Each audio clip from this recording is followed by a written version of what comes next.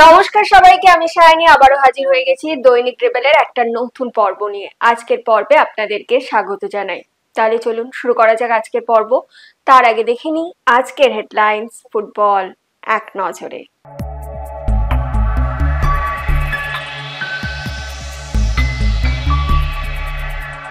Derby 26-এ রওনা হলো বাংলা দল। খিদিরপুরের কাছে হার মোহামেডানের, জিতলো ভবানীপুর রেনবো, ডুরান্ডের ঢাকে কাঠি পড়ল।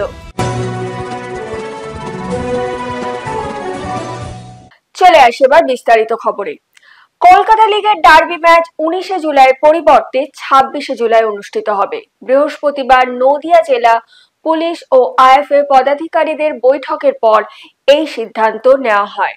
এত অল্প সময় দর্শকদের টিকিট সংগ্রহে অসুবিধার কথা মাথায় রেখে দর্শকদের সুবিধার্থে এই সিদ্ধান্ত। এই ডার্বি ম্যাচের সমস্ত টিকিট অনলাইনে বিক্রি হবে। দর্শকদের জন্য গ্যালারিতে চিকিৎসক রাখা হবে। স্টেডিয়ামের শৌচালয় ছাড়া বিশেষ করে মহিলা দর্শকদের সুবিধার্থে প্রতিটি গ্যালারিতে বায়ো টয়লেটের ব্যবস্থা রাখা হচ্ছে। এছাড়াও দর্শকদের জন্য পৃথক অ্যাম্বুলেন্সের ব্যবস্থা করা হবে। থাকবে ফুড পার্কের ব্যবস্থা। এছাড়া থাকছে আরো কিছু চমক। দেখতে হলে অবশ্যই মাঠে আসতেই হবে। অনূর্ধ্ব-16 জাতীয় ফুটবল ডক্টর বিসি রায়ের ট্রফিতে অংশ নিতে বৃহস্পতিবার ফাল্গুনী দত্তের প্রশিক্ষণে বাংলা দল পাঞ্জাবে রওনা দিল। আগামী সোমবার বাংলার প্রথম ম্যাচ তামিলনাড়ুর বিপক্ষে।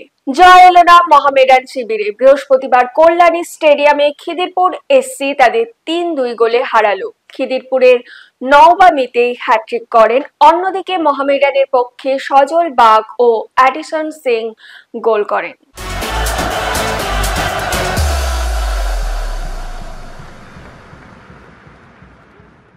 স্বাগত, নমস্কার। আমরা রয়েছে কল্যাণী স্টেডিয়ামে, যেখানে অ্যাথলিট সিএফএল 2025-26 এর অত্যন্ত গুরুত্বপূর্ণ ম্যাচ শুরু হবে মাবন স্পোর্টিং এবং খিদিরপুর স্পোর্টিং ক্লাবের মধ্যে। দুটো শতাব্দী প্রাচীন দল। মাবন স্পোর্টিং এ অধিনায়কত্ব করছেন সজল বাগ, খিদিরপুরের অধিনায়কত্ব করছেন প্রসেনজিৎ চক্রবর্তী। খেলা শুরু হয়ে গেল কল্যাণী স্টেডিয়ামে। একটু বিলম্বিত শুরু। ভালো জায়গায় অনসাইড হবে কি? ফ্ল্যাগ ডাউন, গোল আসতে পারে এবং খিদিরপুরের প্রথম গোল।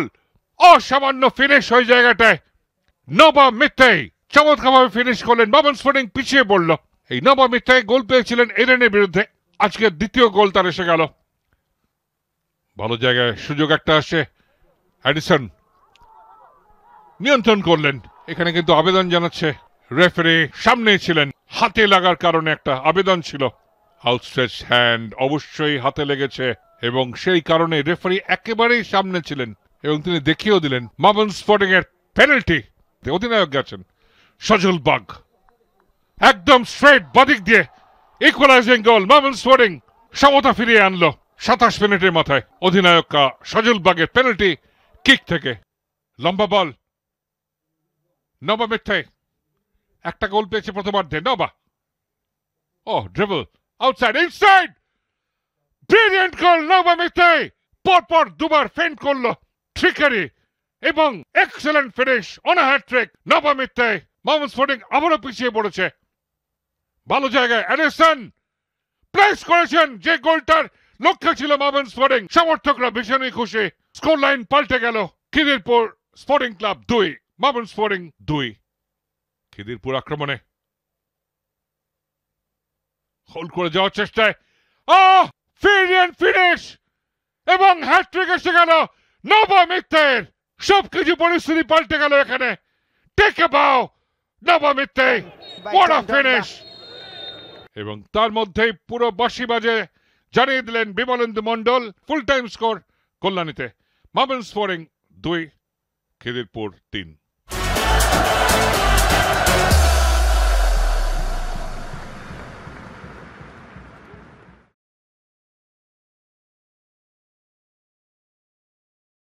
জিতলো ভবানীপুর ক্লাব। ব্যারাকপুর স্টেডিয়ামে তারা 3-0 গোলে হারালো ওয়ারি এসসি কে। ভবানীপুরের হয়ে জোড়া গোল করেন বিদ্যাসাগর সিং। অপর গোলটি জোজোর। নৈহাটি স্টেডিয়ামে অ্যাসোস রেনবো এসি 3-0 গোলে হারালো ক্যালকাটা পুলিশ ক্লাবকে। রেনবোর রাজেশ দাস রাজন বর্মন ও সৌভিক ঘোষাল গোল করেন।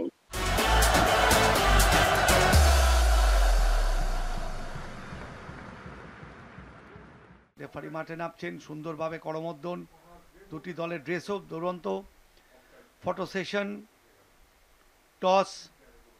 টসে জয়লাভ করে ভবানীপুর, তারা সাইড নেয়। সুকরাম সর্দার, এই দেখুন সে পেনাল্টির মুহূর্ত, বক্সের মধ্যে নিঃসন্দেহে ফল এবং ডান পায়ে ঠান্ডা মাথায় বিদ্যাসাগরের প্রথম গোল। গোলটা ব্রিলিয়ান্ট, বলটা কি সুন্দর সুইং করালো দেখুন, এক ঝলকে দেখে নিয়েছিল, কারণ শেখ ফাইসালের চেহারাটা ছোটখাটো চেহারা, লম্বা চেহারা নয়।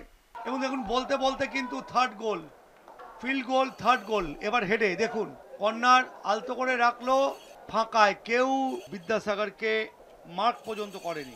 57তম সিএফএল ম্যাচ চলতি মরশুমের। গোল লাইন বলছে ভবানীপুর ক্লাব 3, ওয়ারি অ্যাথলেটিক ক্লাব 0।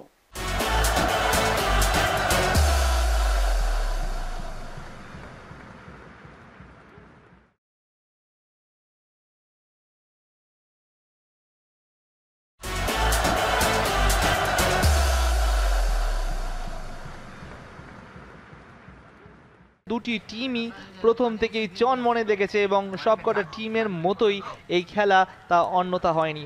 স্নেহাশিস এবং অপোনেন্ট ক্যাপ্টেন তারা একে অপরের বিরুদ্ধে প্রথমত চোখে চোখ রেখে প্রার্থনা, তারপরেই শুরু আজকের ম্যাচ। আজকের এই ম্যাচে প্রথম থেকেই চনমনে কিন্তু ছিল, ঝোরালো আক্রমণ থেকেই প্রথমেই ঝুড়িতে ওঠে প্রথম গোল, তাও আবার 3 মিনিটের মধ্যেই, যেটা সত্যি নজর কাড়া দৃশ্য ছিল আজকের এই ম্যাচে। 44 নম্বর জার্সিধারিত প্রথম গোল করে রাজেশ। আরও একটা সুযোগ এবং সেকেন্ড গোলের দেখা খুব ইজিলি পেয়ে গেছিল, যেখানে প্লেয়াররা সব অফসাইডের অপেক্ষা করছিল, কিন্তু দেখুন কাজটি একদম ইজিলি ভাবে চলে গেছিল। রেফারি ফ্ল্যাগ আপ করেনি, জানায়নি অনসাইডেড ছিল তিনি, কিন্তু তার থেকেও বেটার দেখিয়েছে ডিফেন্ডারদের এবং সৌভিক ঘোষালের সেই লাস্ট চেষ্টা, শেষ মুহূর্তে আসা পরিবর্তন প্লেয়ার সত্যি শেষ মুহূর্তে ঝলক দেখিয়েছে।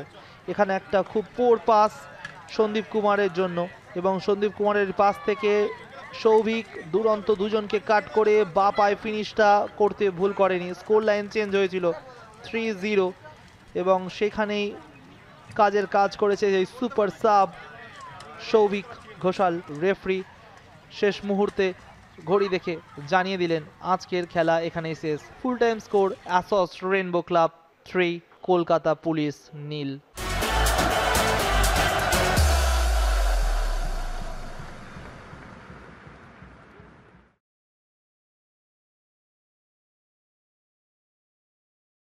জাঁকজমকপূর্ণভাবে শুরু হতে চলেছে 134তম ডুরান্ড কাপ। আগামী 23শে জুলাই মুখ্যমন্ত্রী মমতা বন্দ্যোপাধ্যায় এই প্রতিযোগিতার উদ্বোধন করবেন। দেখে নেব সেই প্রেস কনফারেন্সের কিছু মুহূর্ত।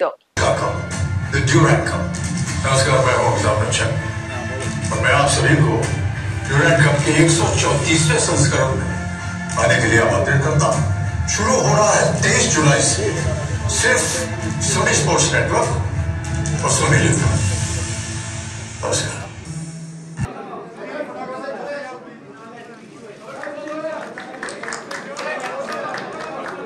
And sports and disaster management and civil defense department investment.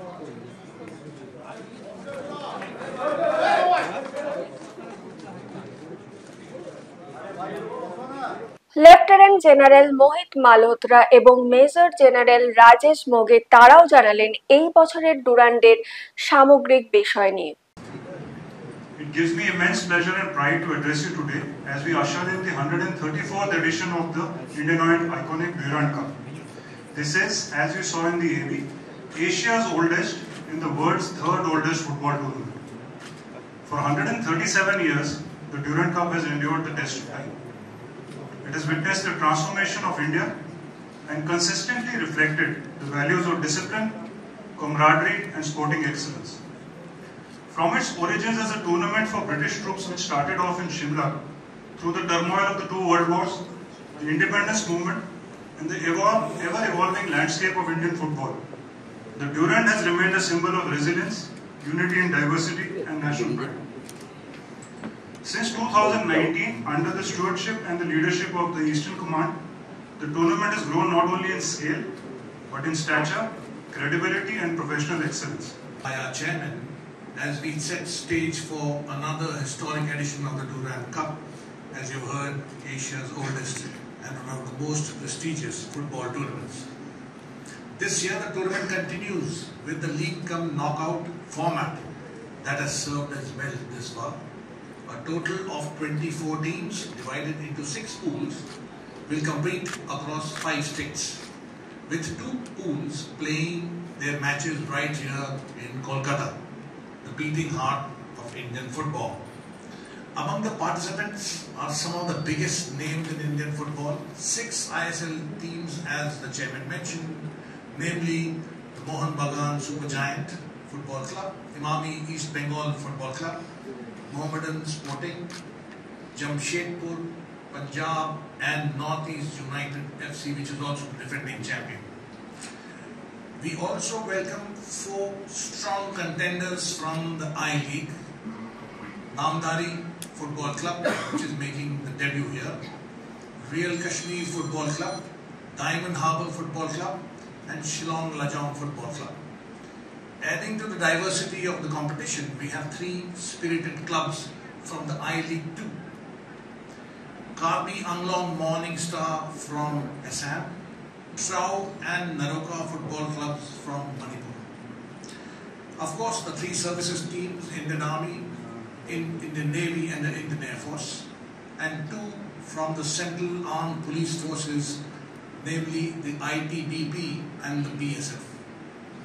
We are also proud to provide a platform to 4 promising local grassroots level teams.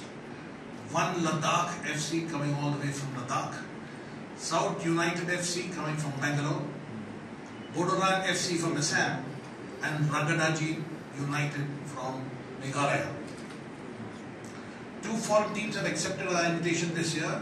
Nepal's Tribhuvan Army Football Club, who have been associated with the Durand Cup for a while, and Persatuan Bola Sepak Angkatan Tentara Malaysia, which is the Malaysian Armed Forces football team, which is again debuting for the first time in the Durand Cup, bringing with them the passion and competitive spirit from their respective nations. A special mention must also go to the debutant teams who will be making their first appearance in the Durand Cup. Namdari Football Club is making the debut, so is Diamond Harbour, Karbi Anglong, 1 Ladakh, South United and ITBP besides the Malaysian. They bring fresh energy, new aspirations and growing football cultures from different corners of India and beyond. Coming to Kolkata, our most iconic host city, it continues to serve as a fitting venue for top-level, top-quality football. ক্রীড়ামন্ত্রী Arup Biswas এবং principal secretary Rajesh Kumar Sinha তাদের বক্তব্য রাখলেন আসন্ন Durand cup নিয়ে। ক্রীড়ামন্ত্রী জানান, কলকাতার 4 বড় দলকে আসন্ন খেলার জন্য 5000 টিকিট বণ্টন করা হয়। আসুন দেখে নিই ক্রীড়ামন্ত্রী কি জানালেন। All the members of the organizing committee, Indian Army and Youth and Sports Department and media friends. আপনারা সবটাই শুনলেন যে আমরা এবার 6th টাইম, 6বার আমরা এবার কলকাতাতে করছি। এটা আমাদের সবারই জানা যে এটা এশিয়ার ওল্ডেস্ট টুর্নামেন্ট, সবথেকে প্রাচীনতম টুর্নামেন্ট এশিয়া এবং ওয়ার্ল্ডের 3rd ওল্ডেস্ট। এই টুর্নামেন্ট আমরা এখানে অর্গানাইজ করছি এবং এটা আমরা যৌথভাবে করি, আমাদের পশ্চিমবঙ্গ সরকার এবং ইন্ডিয়ান আর্মি, সে জয়েন্টলি অর্গানাইজ আমরা এটা করি। আমি অভিনন্দন জানাই রাজ্যের মাননীয় মুখ্যমন্ত্রী, শুধু নন ক্রীড়াপ্রেমী মুখ্যমন্ত্রীকে, তিনি সর্বতভাবে সাহায্যের হাত বাড়িয়ে দিয়েছেন। ইন্ডিয়ান আর্মি এবং স্পোর্টস ডিপার্টমেন্ট তারা সমস্ত সংশ্লিষ্ট দপ্তরের সঙ্গে নিয়ে আমরা এই টুর্নামেন্টকে আয়োজন করছি। মূলত 2টো জায়গায় খেলা হবে, একটা আমাদের সল্টলেক স্টেডিয়াম ভিআইপিকে, আর একটা কেবিকে কিশোর ভারতী স্টেডিয়াম। এবং আমাদের 2টো প্র্যাকটিস মাঠ আমরা সেভাবেই সবার সঙ্গে কথা বলে পার্টিসিপেটিং টিমদের দিচ্ছি যাতে তারা প্র্যাকটিস করতে পারে। এবং আপনারা শুনেন যে এবার খুব প্রতিযোগিতামূলক খেলা হবে, কেন দুটো বিদেশি টিমও আছে, মালয়েশিয়ার একটি টিম আছে এবং একটি নেপালের টিম রয়েছে। আর আমাদের ইন্ডিয়ান টিমের মধ্যে সকলেই রয়েছে, বিশেষ করে আমাদের কলকাতায় ইস্টবেঙ্গল, মোহনবাগান, মোহামেডান এবং ডায়মন্ড এফসি তারাও পার্টিসিপেট করছে। আমার ধারণা যে খুব উপভোগ্য ম্যাচ হবে এবং আপনারাও সেইভাবে যদি খবর কভার করেন তাহলে প্রচুর দর্শক আসতে পারে। সেটুকু আমি আপনাদের কাছে সকলের কাছে অনুরোধ করব যে আপনারা যদি একটু খবরের কাগজে একটু জায়গা করে দেন ডুরান্ড কাপকে, তাহলে অনেক মানুষ জানতে পারে। আজ কলকাতা ফুটবল লিগের একাধিক ডিভিশনের খেলা ছিল, এক নজরে দেখে নেব সেই সব ম্যাচের ফলাফল। প্রথম ডিভিশনের খেলায় তালতলা একতা সংঘ ৩-০ গোলে ওয়েস্ট বেঙ্গল পুলিশ এসসি কে হারায়। জিৎ মাহাতো, বিক্রম খান ও শুভজিৎ মাঝি গোল করেন। ইয়ং কর্নার ও সেইলের খেলাটি ১-১ গোলে ড্র হয়। ইয়ং কর্নারে সায়ন রায় ও সেলের পুষ্কর দাস গোল করেন। সুবারবান ক্লাব ৩-০ গোলে টালিগঞ্জ অগ্রগামীকে হারায়। দ্বিতীয় ডিভিশনে জ্যোতির্ময় এসসি ১-০ গোলে নর্থ এন্টালি ইউটিএস কে হারায়। একমাত্র গোলটি করেন জাহাদি হাসান। শ্যামবাজার ইউনাইটেড ক্লাব ও রাজস্থান ক্লাবের খেলাটি গোলশূন্য ড্র হয়। দুর্গাচক মিলন সংঘ ৩-১ গোলে সোনারপুর YMSA কে হারালো। মিলন সংঘের বাবুলাল সোরেন দুটি, ইমরান লস্কর গোল করেন। সোনারপুরের একমাত্র গোলটি মেহেদি হাসানের। তৃতীয় ডিভিশনের খেলায় তালতলা ইনস্টিটিউট ১-০ গোলে হারালো আলিপুর এসসি কে। শেখ সামির গোল করেন। পঞ্চম ডিভিশন এ গ্রুপের খেলায় গ্রিন পার্ক এসসি ৩-০ গোলে হারালো স্পোর্টিং ইউনিয়নকে। জয় বাউরি দুটি ও রাজ মজুমদার গোল করেন। চেতলা অগ্রণী ক্লাব ও হোয়াইট বর্ডার ক্লাবের খেলাটি ১-১ গোলে ড্র হয়। চেতলার পক্ষে গোল করেন আকাশ মাল ও হোয়াইট বর্ডারের সৌমিক দাস গোল করেন। বেহালা বালকবৃন্দকে ২-০ গোলে হারালো YMCA কলেজ ব্রাঞ্চ। শুভজিৎ পান্ডা ও শুভম গায়েন গোল করেন। বেলেঘাটা ফ্রেন্ডস ইউনিয়ন ১-০ গোলে দক্ষিণ কলকাতা সংসদকে হারায়। একমাত্র গোলটি অগ্নিব দত্তর। শ্যামবাজার ক্লাব ১-০ গোলে হারালো মার্কাস এসসি কে। গোলটি করেন ইন্দ্রজিৎ রায়। সুপ্রিম কাপের খেলায় পূর্ব মেদিনীপুরে হলদিয়া গভর্নমেন্ট স্পন্সর সেকেন্ডারি স্কুল ৩-১ গোলে কেশবপুর জলপাই GSM বিদ্যাপীঠকে টাই ব্রেকারে হারালো। গেওখালী হাই স্কুল ১-০ গোলে হলদিয়া হাই স্কুলকে হারায়। দক্ষিণ দিনাজপুরে প্রথম সেমিফাইনালে Rajibpur saint Joseph high school ১০-০ গোলে বাদামাইল হাই স্কুলকে হারায়। মুর্শিদাবাদে Azimganj Don Bosco high school ৫-১ গোলে বাজার সাউ হাই স্কুলকে হারায়। কোচবিহারের দাউচড়াই হাই স্কুল ১-০ গোলে পাটছড়া হাই স্কুলকে হারায়। আগামীকালের খেলা, ব্যারাকপুর স্টেডিয়ামে এরিয়ান ক্লাব বনাম শ্রীভূমি এফসি, বিধাননগর মাঠে ইউনাইটেড কলকাতা স্পোর্টস ক্লাব বনাম ডায়মন্ড হারবার এফসি এবং নৈহাটি স্টেডিয়ামে সারদান সমিতি বনাম পিয়ারলেস এসসি। ফিরে আসছে একটা ছোট্ট বিরতির পর, আপনারা আমাদের সঙ্গে থাকুন।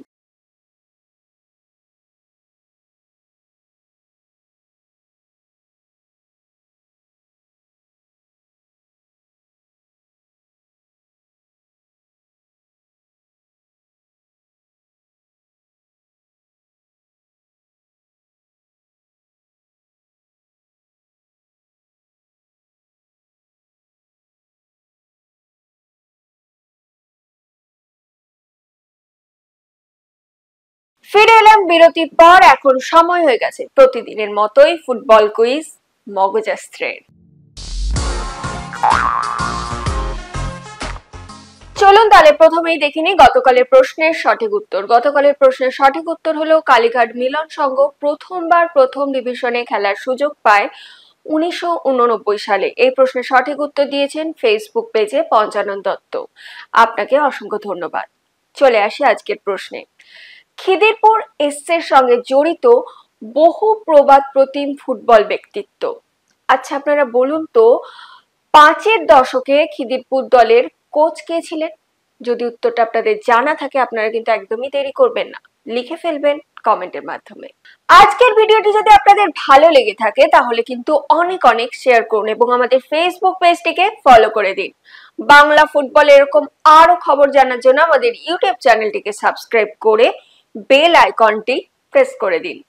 আজকের মতো আমি এখানেই বিদায় নিচ্ছি। আবার আপনাদের সঙ্গে দেখা হবে আগামীকাল একটা নতুন পর্ব নিয়ে। শুভরাত্রি।